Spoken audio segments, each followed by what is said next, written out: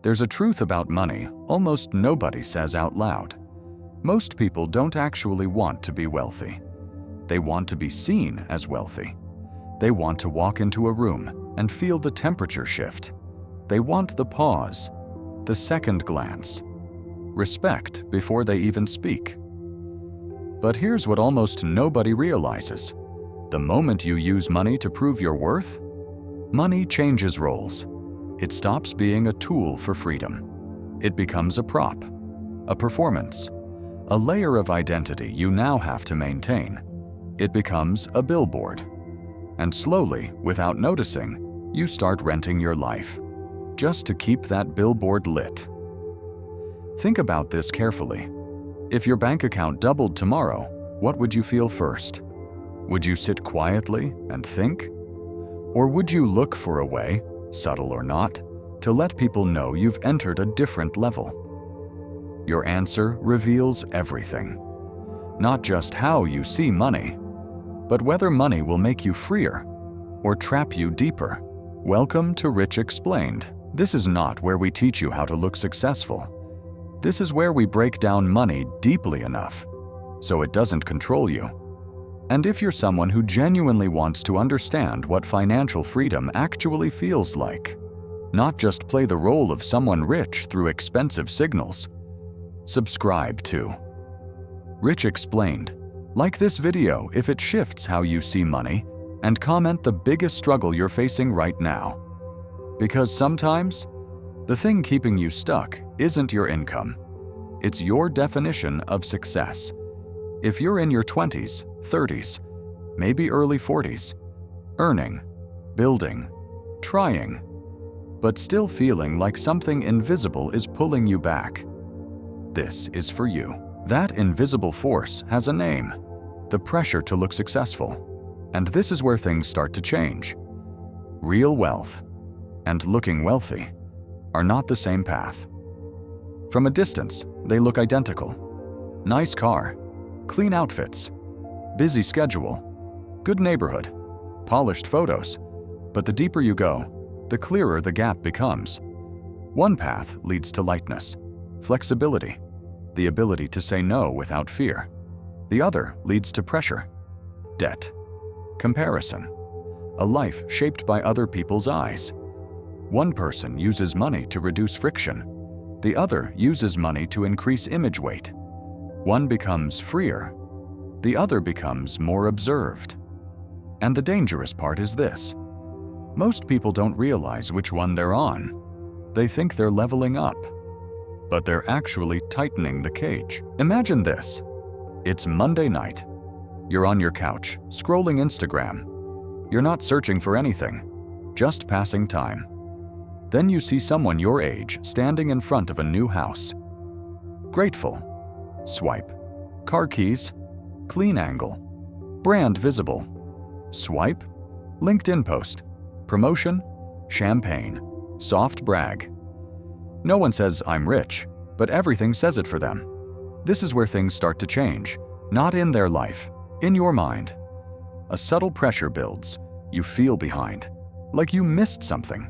Like success is a race you didn't sign up for, but you're still being judged in it. This system is extremely powerful. Status signaling. It's not just the car, it's the zip code, the restaurants, how you talk about your work, how you describe your weekends, even how busy you sound. You don't live alone. You live inside a network of signals, and your brain does what it always does. It ranks. Comparison isn't the problem. Letting comparison drive your financial behavior is. Because the moment you spend to not feel behind, you've entered a game with no finish line. Imagine this. You're at work. Slack messages, meetings, notifications, happy hour. Someone casually says, "Bonus this year was decent," then adds, "Finally closed on a place downtown." No one is bragging, but everyone heard it, and your body reacts. You calculate. Income, position, progress. Where do I stand? This is American peer pressure. Quiet, polished, but deep. Imagine this. Your RSS, your bonus hits. Your account jumps. You feel relief. Then something else appears. What should I do? So this feels real. That's the shift. You now believe success needs proof. A car, a watch, a certain lifestyle, a visible upgrade. But here's the twist. Those things don't confirm success. They confirm your need to be seen. Most people don't spend for utility. They spend to satisfy a psychological hunger, the hunger for recognition. And that hunger is constantly fed. Social media, office culture, networking events. Imagine this. You walk into a rooftop event. The first question isn't, "How are you?" It's, "What do you do? Where do you live? What's your role?" But the real question underneath is, what level are you on? At Rich Explained, we say this clearly.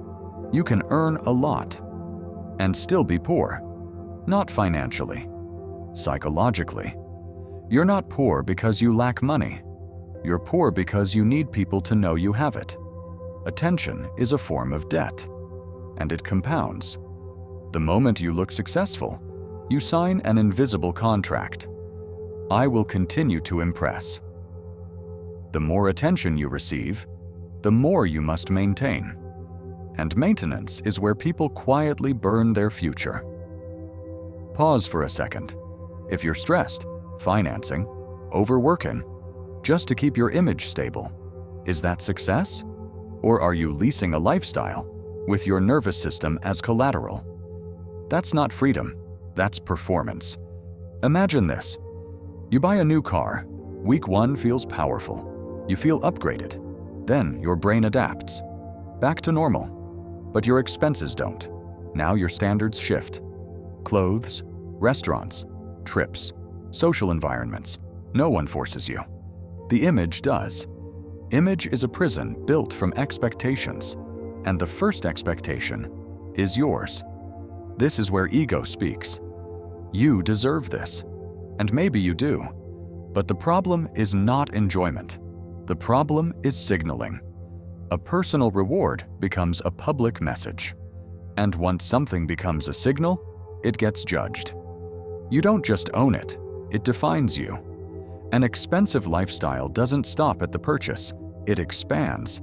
And the most dangerous part? You become afraid to downgrade. That's lifestyle inflation.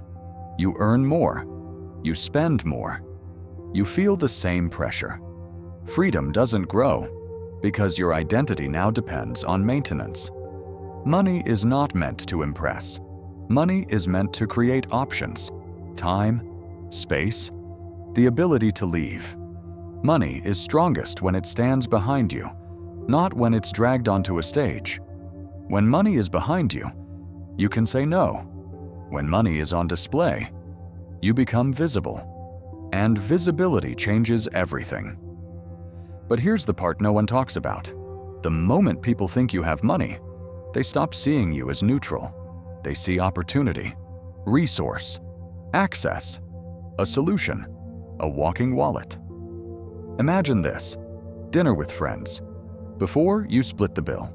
Now, something shifts. No one says it directly, but it's there. You got it, right? And if you say no, you're not rejecting the bill. You're rejecting the identity. Attention is a form of debt. Expectation is the interest. Envy doesn't arrive loudly. It arrives quietly. Small jokes, subtle distance, changed tone. Not because people are bad, because hierarchy became visible, and humans react to that. Your friends may still like you, but somewhere, there's a question. Why not me? And sometimes, that's enough to change everything. That's why truly wealthy people stay low-key. Not out of fear, out of strategy. Being underestimated is leverage. You move easier. You pay less. You deal with less noise. Now look at another angle. Imagine someone who just exited a startup. Sudden money. Massive jump. They upgrade everything instantly. New apartment. New car. New circle. For a while, it feels like progress. Then something shifts. They realize their expenses now require a certain level of income to maintain. Their lifestyle becomes fixed. Their flexibility disappears. They didn't buy freedom. They bought a more expensive version of pressure. And that's where the real cost shows up. Now compare that to someone else. Same level of income, but invisible. No signals, no display. They keep their cost of living controlled. They invest in quiet advantages: time, focus, mobility. They don't look rich, but they can walk away from almost anything. That's power. Real wealth often looks boring, but it feels like control. At Rich Explained, there's a line worth remembering. Looking rich is loud. Being rich is quiet. And here's something deeper. Oversharing success destroys momentum. When you talk too much about your progress, your brain rewards you early. Likes, validation, recognition. It feels like progress, but it's not. It's borrowed satisfaction, and it weakens your drive. Don't take the reward before finishing the work. Here's a truth most people avoid. If you need people to see your success, to believe in it, you're still controlled by them. Real wealth doesn't need proof. It needs stability. Now, does quiet wealth mean you don't enjoy life? No. You enjoy it differently. You pay for comfort, not attention. Better sleep, better health, better time, better experiences. Not for display, for function. Because real enjoyment doesn't need an audience, it needs presence. Imagine this, you're on a trip. If your goal is to post, you experience half of it. If your goal is to be there, you experience all of it, and you return with something deeper. Internal wealth. That's prosperity. Not how it looks, how it feels. At Rich Explained, we come back to one idea again and again. The real flex is this. You're not forced to stay, not forced to impress, not forced to prove. That's real power, and real power doesn't need to be seen. If you want to build wealth without losing yourself, remember this: keep your numbers private. Set boundaries early. Avoid emotional decisions. Live slightly below expectation. Let results speak. Money gives you options. Silence gives you clarity. Clarity about people. Clarity about yourself. Clarity about whether you're chasing freedom or chasing approval. And now, one final question. If one day you became truly wealthy, but no one knew, no applause, no validation, no change in how people treat you, would you still want it? If your answer is yes, you're building the right thing. Because then, wealth is not a costume, it's a condition. This is Rich Explained. If this made you see money differently, stay. And before you go, tell me this. What makes it hardest for you to stay quiet when you win? The need to be seen? The need to prove something? Or the fear that if no one sees it, it doesn't count? Your answer might reveal more than your income ever will.